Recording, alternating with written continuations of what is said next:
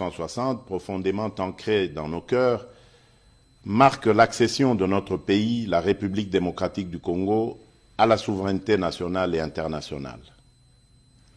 Aujourd'hui encore, 63 ans plus tard, nous célébrons avec grande fierté cet événement, non seulement pour honorer la lutte de notre liberté et de notre indépendance menée avec courage et détermination par les pères fondateurs de notre nation, mais aussi et surtout pour réitérer notre attachement à ce bien précieux qu'ils nous ont légué et que nous avons à notre tour le devoir de transmettre comme tel aux générations futures, et ce, en dépit de toutes les adversités d'où qu'elles viennent.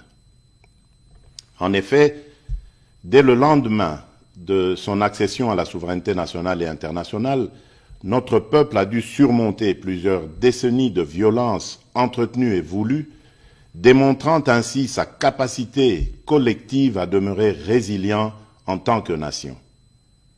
Ceci pour dire que l'indépendance est irrévocablement une valeur fondamentale de notre nation. Elle nous garantit la capacité à façonner notre propre destinée.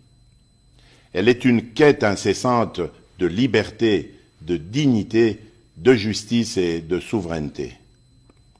Elle constitue le socle de notre identité nationale, notre cohésion sociale, car elle nous permet de mettre en valeur notre culture, notre histoire et nos aspirations profondes.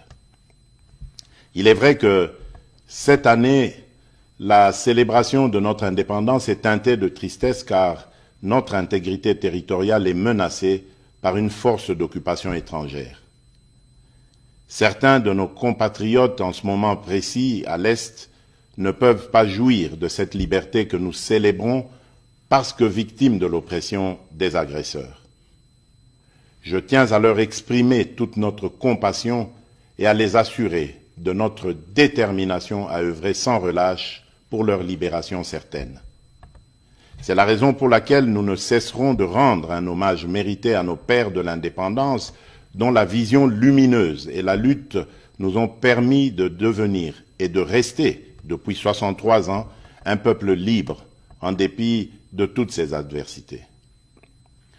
Mes chers compatriotes, aux défis permanents